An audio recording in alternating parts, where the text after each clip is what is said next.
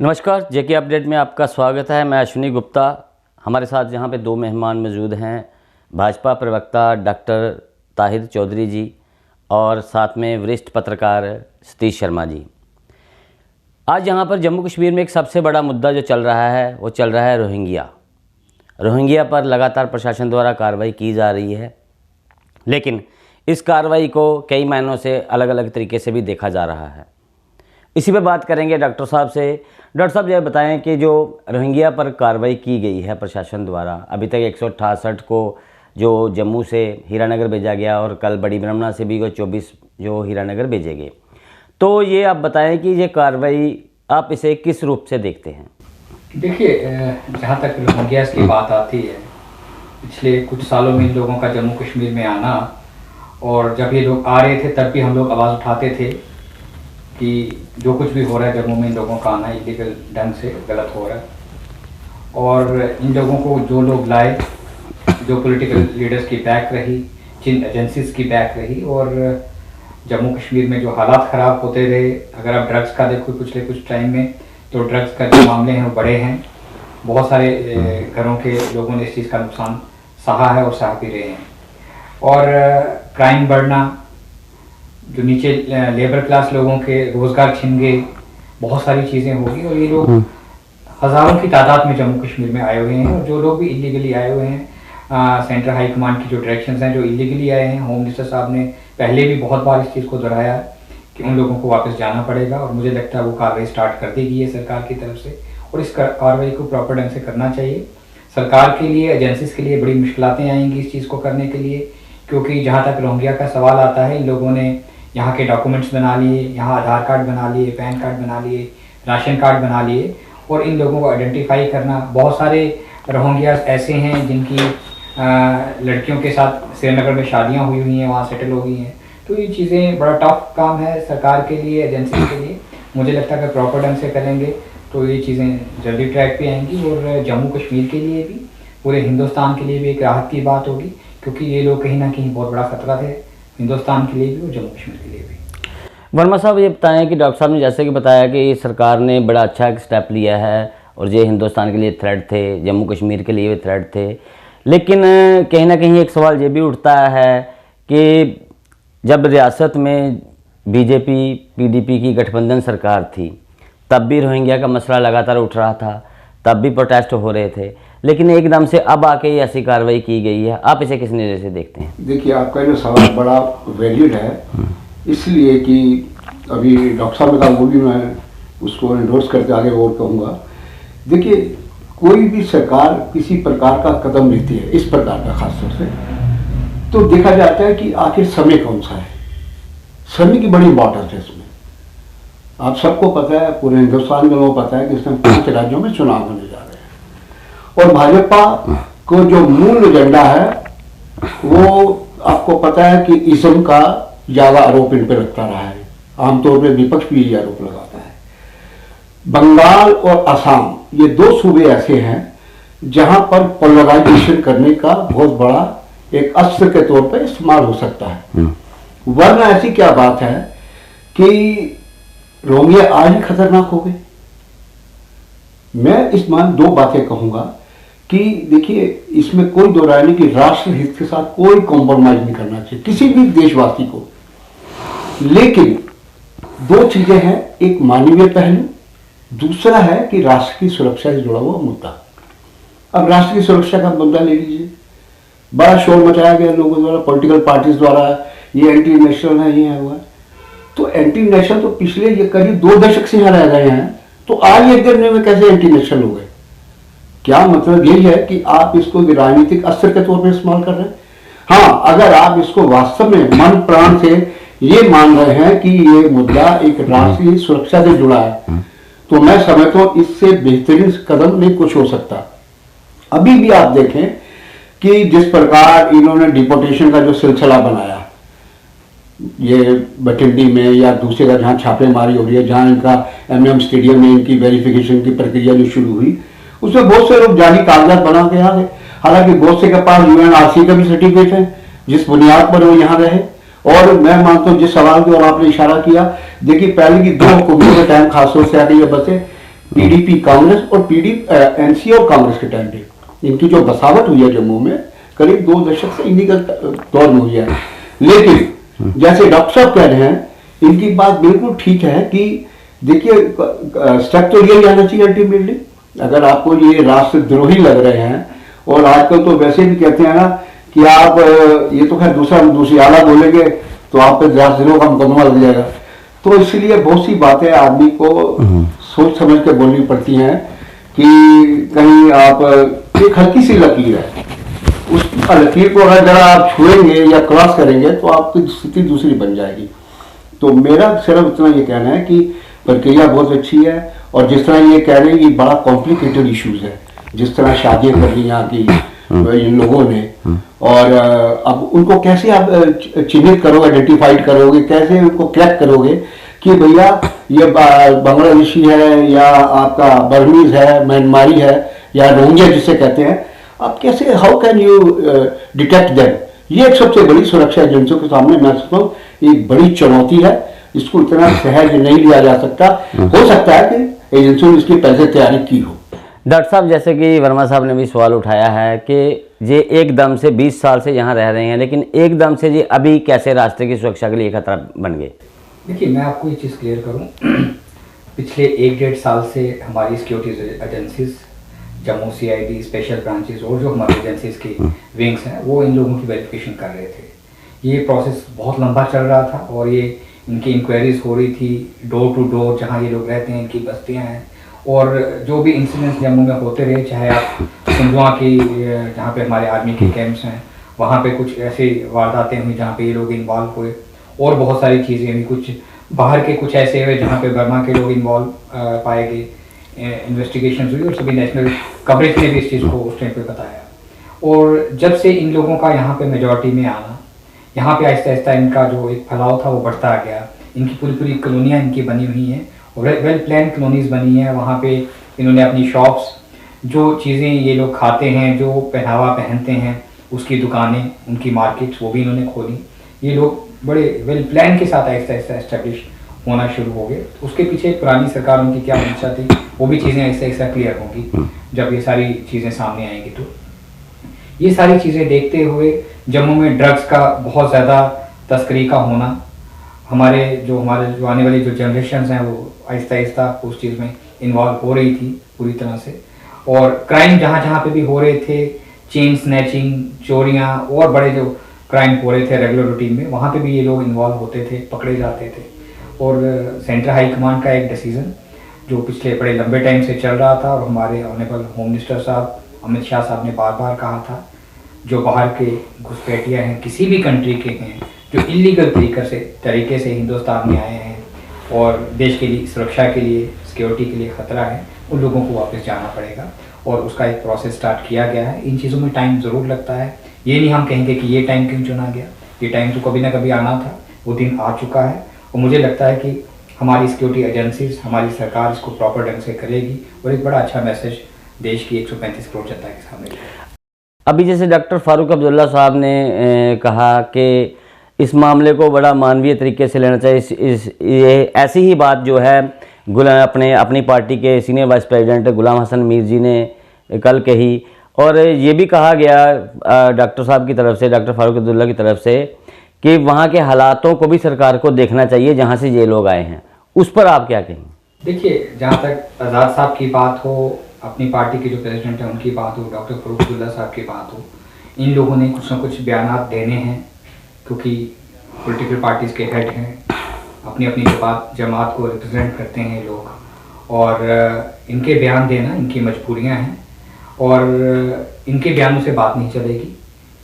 सरकार जो फैसला लेगी वो अच्छा फैसला लेगी। जहां सरकार को सब कुछ देखना है, जो लोग लीगल तरीके से आएंगे उनके लिए जो भी प्रोसीजर्स होंगे अलग होंगे, जो लोग इलीगल तरीके से पूरे देश में आए हैं, जम्मू कश्मीर में आए हैं, और कहीं ना कहीं देश के लिए जो ख़तरा है, उन लोगों के लिए जो सरकार के कदम होंगे बड़े कड़े होंगे, और ये सारी चीज़ें सामने आएंगी। अच्छे फैसले होंगे देश की सुरक्षा के लिए, हर चीज़ के लिए, और जम्मू कश्मीर के उन लोगों के लिए जिन लोगों के रोज़गार पिछले कुछ टाइम से ऐसा ऐसा छिन रहे थे। वर्मा साहब, आप इस सवाल पर क्या कहेंगे? देखिए, मैं पहले स्पष्ट किया कि अगर देश की सुरक्षा से जुड़ा मुद्दा है तो उस पर कोई इफ बट नहीं लगना चाहिए। नहीं, मेरे कहने का मतलब ये है कि डॉक्टर फारूक अब्दुल्ला साहब ने जो कल बयान दिया है उस पर नहीं, उसमें जो ये डॉक्टर साहब कह रहे हैं उस बात में मैं सहमत हो सकता हूँ, क्योंकि आमतौर पे पॉलिटिकल आदमी अपने ऑडियंस को, अपनी कॉन्स्टिट्यूंसी को एड्रेस करता है, उसको लगता है कि सेम रिलीजन का आदमी है तो उसका पक्ष लिया जाए। लेकिन सवाल वही उठता है ना कि आखिर जब पीडीपी के साथ आपका निकाह था और तब तो आप कुछ बोले नहीं। महबूबा मुफ्ती कभी मुद्दा उठता था वो खुलेआम इनके पक्ष में बोलती थी। अच्छा लगता कि आप जिस टाइम सरकार में रहते हुए थोड़ा कुर्बानी का जज्बा देते कि लो जी आप देश हित की बात कर रहे हैं, हम आ रहे हैं सरकार से बाहर, तो आप सब चश्मा वही लगाएंगे जो आपको राजनीतिक नफा नुकसान का होगा। तो मैं समझता हूँ ये कोई आसानी से हजम नहीं होगा। मैं फिर दोबारा दोहरा रहा हूँ कि राष्ट्रीय सुरक्षा से जुड़ा कोई भी शख्स हो, ABC, वो चाहे वो रोहिंग्या हो, बांग्लादेशी हो, इवन भारतीय हो, अगर वो एंटी नेशनल है उसके साथ कोई रहम, कोई नरमी नहीं बरतनी चाहिए, उसका वही सलूक होना चाहिए, एक देश के गद्दार के साथ होना चाहिए। लेकिन महज ये कह देना कि ड्रग्स स्मगलिंग में फंसे हैं, फलाने जगह फंसे, ड्रग्स तो भैया आम आदमी बेच रहा है। ड्रग्स जम्मू में पंजाब से बुरा हाल है, ये पुलिस खुद मानती है, हर एजेंसी मानती है कि ड्रग्स का प्रचलन जिस प्रकार जम्मू के यूथ में हुआ, खासतौर से कश्मीर में, केवल जम्मू नहीं, कश्मीर में लड़कियां ड्रग्स पी रही हैं, ये कई तरह की स्टोरी छपी हैं। तो आप केवल महज मतलब एक ये या तो कहिए ना कि फलां आदमी इनमें से पकड़ा गया जो कहीं लश्कर से, जैश से, अल बदर से या किसी ऐसी आतंकी तंजीम से जिसका लिंक OGW बने हो। या तो मैं फिर कह रहा हूं अगर देश की सुरक्षा से कोई समझौता नहीं है, अगर आप चश्मा आपका वोट बैंक का है तो उस पर थोड़ा कंट्रोवर्सी हो सकती है, जिस पर फारूक अब्दुल्ला ने बयान दिया। फारूक अब्दुल्ला के बयान को मैं 100% इंडोर्सिंग कर रहा, चूंकि उसको लगा कि उसकी सेम कॉन्स्टिट्यूंसी के लोग हैं इसलिए बोल रहे हैं। अभी आज ही एक इंसिडेंस हुआ है, जैसे कि DDC को लेकर, DDC के जो सदस्य ट्रेनिंग के लिए बुलाए जाते हैं, लेकिन कल एक जो ऑर्डर निकाला गया उस पर विरोध शुरू हो जाता है। आज ना तो वो ट्रेनिंग अटेंड करते हैं, और इवन कि शायद ये जम्मू कश्मीर का पहला प्रोटेस्ट है जिसमें सभी पार्टियों के DDC मेंबर एक साथ एक सुर में आवाज़ उठाते नजर आए। इसे आप कैसे देखते हैं?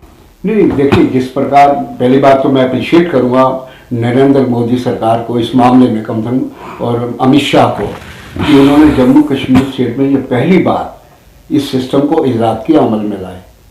DDC कभी हमारी स्टेट में प्रक्रिया आई नहीं, ये उनको क्रेडिट जाता है, इसमें कोई दो राय नहीं। अब असली जो सवाल आपका है, देखिए, जब ये सिस्टम 3 टायर की बात की गई पंचायती सिस्टम को मजबूत करने के लिए ग्राउंड लेवल पे, तो उसके लिए निहायत जरूरी है एक कदम था। तब कहा गया था कि इनको मिनिस्टर का दर्जा दिया जाएगा, इस प्रकार खबरें भी छपी अखबारों में, और जाहिर खबर छपेगी तो कोई ना कोई कोट अनकोट या ऑफिशियल बयान आता है, तभी छपे। नहीं, बाहर के राज्यों में ऐसी व्यवस्था है। तभी उसका एब्सेंस छापा गया। अब कल जब अचानक इसका आया कि प्रोटोकॉल जो तय किए गए, उन प्रोटोकॉल के तहत इनकी पहली बात तो जो इनको जिसके समकक्ष रखा गया, इक्विवेलेंट रखा गया, कि डिप मंडलायुक्त है, IG जम्मू है, केंद्र का संयुक्त सचिव लेवल का आदमी है, तो उससे चेयरमैन को लगा, DDC चेयरमैन को लगा कि शायद हमारे साथ कहीं ये छलावा हुआ है। उसी की प्रतिक्रिया देखिए आपने, जब इनका वर्कशॉप लगा तो वर्कशॉप में तो बाद में देखना था उनको, उसमें हैरत की बात और दिलचस्प बात यह है कि इस प्रोटेस्ट में कोई पार्टी ऐसी नहीं थी जो शामिल नहीं थी। वो BJP हो, कांग्रेस हो, PDP हो, NC हो, इंडिपेंडेंट हो, पीपल्स कॉन्फ्रेंस हो या जम्मू कश्मीर अपनी पार्टी हो। मैं डॉक्टर साहब से भी इस पे सवाल का जवाब चाहूँगा। डॉक्टर साहब, आप इस प्रोटेस्ट को कैसे देखते हैं? देखिए, प्रोटेस्ट इन लोगों का जायज़ था। जब DDC इलेक्शंस जम्मू कश्मीर में पहली बार हुए, जैसे बड़े सीनियर जर्नलिस्ट हैं जैसे ये बता रहे हैं कि इसका जो क्रेडिट है माननीय प्रधानमंत्री साहब और होम मिनिस्टर साहब को जाता है। वाकया उनकी सोच कि ग्राउंड लेवल पे, डिस्ट्रिक्ट लेवल पे, ब्लॉक लेवल पे कैसे पावर लाई जाए, कैसे डेवलपमेंट की जाए, वो चीज़ें भारतीय जनता पार्टी ने कही थी और हमने करके भी दिखाई। ये इलेक्शंस भी हमने करके दिखाए, किन हालात में किए ये आप सभी जानते हो। और आज की डेट में जम्मू कश्मीर यूनियन टेरिटरी है, देश का कंट्रोल सेंट्रल गवर्नमेंट के कंट्रोल के अंडर है। जो DDC के जो प्रोटोकॉल्स पूरे वेस्ट ऑफ इंडिया में जो बाकी चेयरमैन्स और वाइस चेयरमैन्स को दिए जाते हैं पूरे ऑल ओवर इंडिया में, मुझे लगता है कि वही इनको भी देने चाहिए। वहाँ कहीं ABC कैटेगराइज नहीं होना चाहिए। अगर ऐसा किया जा रहा है हमारे ऑनरेबल एलजी साहब की तरफ से, तो मुझे लगता है इस चीज़ को वो क्लियर करेंगे। उनको कल या परसों तक क्लियर करना पड़ेगा अपने स्टैंड को, और इस चीज़ को चेंज भी करना पड़ेगा अपने ऑर्डर को, तो उनको चेंज भी करना चाहिए, क्योंकि जीते हुए लोग आए हैं और इन लोगों को पब्लिक के बीच में जाना है, पब्लिक के बीच में जाके काम करना है। और स्टार्टिंग के पहले स्टेप के ऊपर ही अगर उनको लगेगा कि उनके साथ कुछ मतभेद हुआ है, तो उनके जो हौसले हैं वो वैसे नहीं रहेंगे, वैसे काम नहीं कर पाएंगे। और जो एक पूरे देश का जो एक सिस्टम है, उस सिस्टम के साथ जहाँ अगर आपने बाहर के राज्यों में जैसे उनको प्रोटोकॉल से रखा है, वैसे यहाँ पे भी किया जाए। इनका प्रोटेस्ट एकदम जायज़ है और हम भारतीय जनता पार्टी सभी पॉलिटिकल पार्टीज एक साथ ही, हम लोग उनके साथ हैं। उन लोगों का सीधा सीधा आरोप है कि जो ब्यूरोक्रेसी है वो सरकार पर हावी है, सरकार ब्यूरोक्रेसी को कंट्रोल नहीं कर पा रही है। क्या आप भी ऐसा मानते हैं? देखिए, ब्यूरोक्रेसी की जहाँ तक आप बात करते हो, आप सही कहते हो, क्योंकि सरकार होनी चाहिए। एक एमएलए जब होता है तो एक एरिया का, मोहल्ले का एक आम आदमी भी सुबह उठ के एमएलए का दरवाज़ा खटखटाता है, क्योंकि एमएलए अपने दरवाजे खुले रखते हैं। उनको पता होता है कि हम एरिया के एमएलए हैं और हमारे पास लोगों ने आना है अपने छोटे छोटे प्रॉब्लम्स लेके। आज की डेट में जम्मू कश्मीर के ये हालात है, एक आम आदमी की छोटी सी प्रॉब्लम भी हो तो वो किसी ब्यूरोक्रेट को मिल नहीं सकता, सेक्रेटरीट के अंदर जा नहीं सकता, डीसी ऑफिस में जा नहीं सकता। आप जा सकेंगे, मैं जा सकूंगा, ये साहब जा सकेंगे, लेकिन आम आदमी जो एक ग्राउंड लेवल का आदमी है उसके लिए बहुत बड़ी प्रॉब्लम है। और इन चीज़ों को देखते हुए एलजी साहब को इस चीज़ के ऊपर देखना चाहिए कि कैसे एडमिनिस्ट्रेशन का भरोसा पब्लिक के ऊपर बने, एडमिनिस्ट्रेशन कैसे काम करे। अगर बीच में कुछ ऐसे लोग हैं तो उन लोगों के ऊपर भी सेंट्रल हाई कमांड को बड़े स्ट्रॉन्ग स्टेप्स लेने चाहिए कि क्यों ऐसी चीज़ें सामने आ रही हैं। क्योंकि हमारी जो सरकार है, हमारी पार्टी है, हमारा सीधा सा एक स्लोगान है कि सबका साथ, सबका विकास और सबका विश्वास, वो हमें साथ लेके चलना है। और जो लाइन में सबसे लास्ट में जो आदमी खड़ा है, हमें पहले उसकी तकलीफ को सुनना है। अगर वो तकलीफ नहीं सुनी जा रही तो ये बहुत बड़ी चिंता की बात है।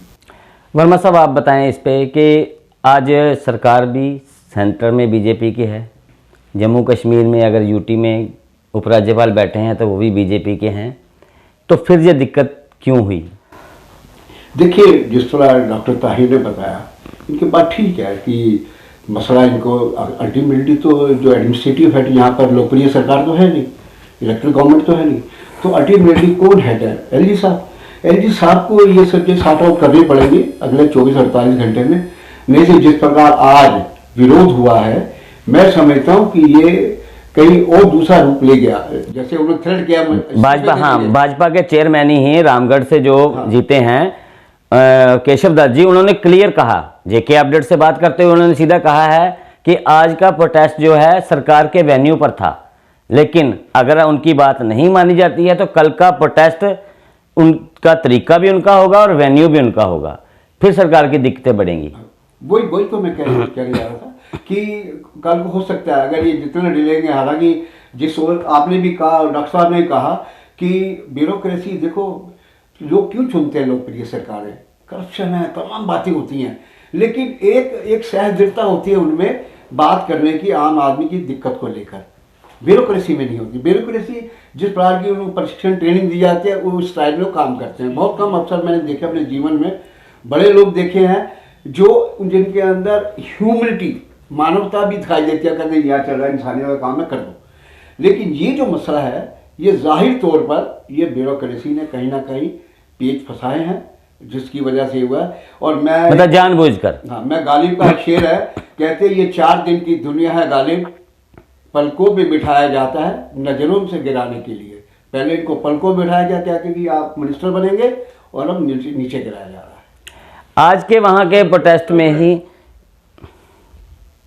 तो जैसा कि आज वहाँ पर डीडीसी जब चेयरमैन जो सदस्य सारे जो प्रोटेस्ट कर रहे थे, तो वहाँ पर जो अपने डीसी मैम हैं हमारे सुषमा चौहान जी, वो वहाँ पर पहुँचे उन्हें समझाने के लिए, और उन्होंने एक बड़ी, मैं तो कहता हूँ कि वो बात उनको कहनी नहीं चाहिए जो उन्होंने कही।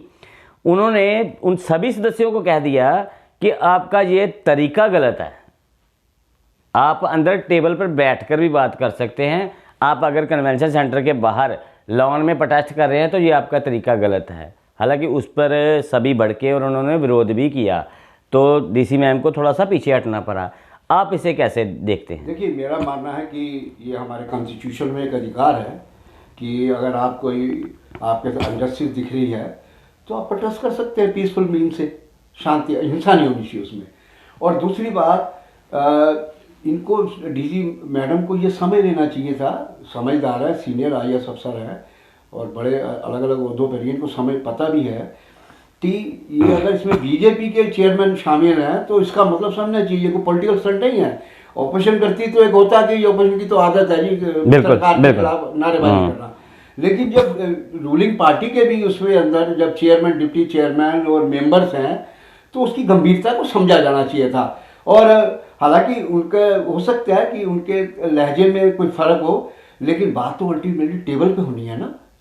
जो भी बात होगा फैसला, सड़क पे खड़े हुए तो बात नहीं होती। तो मैं समझता हूँ उनके लहजे को थोड़ा एक बार कहा जा सकता है, लहजे पर ही बात हुई। लहजा उनका आपत्तिजनक हो सकता है, लेकिन बातचीत तो अल्टीमेटली टेबल पे होनी है। और मैं समझता हूँ वही आप वाली बात कि इनको इस मसले का जल्द से जल्द निदान ढूंढना होगा, नहीं से इनके लिए नई एक समस्या पैदा हो जाएगी। हमसे बात करने के लिए बड़ा बड़ा शुक्रिया वर्मा साहब, और डॉक्टर साहब आपका भी। फिर जुड़ेंगे एक नए मुद्दे के साथ, तब तक के लिए मुझे अश्विनी गुप्ता और JK अपडेट को दें इजाज़त। नमस्कार, धन्यवाद। JK अपडेट रहे हमारे साथ। अगर आप ये वीडियो YouTube पर देख रहे हैं तो हमारे YouTube चैनल को सब्सक्राइब करें और बेल आइकन को क्लिक करें। अगर आप ये वीडियो Facebook पर देख रहे हैं तो हमारा Facebook पेज लाइक जरूर करें। For advertisement please contact 7051091811।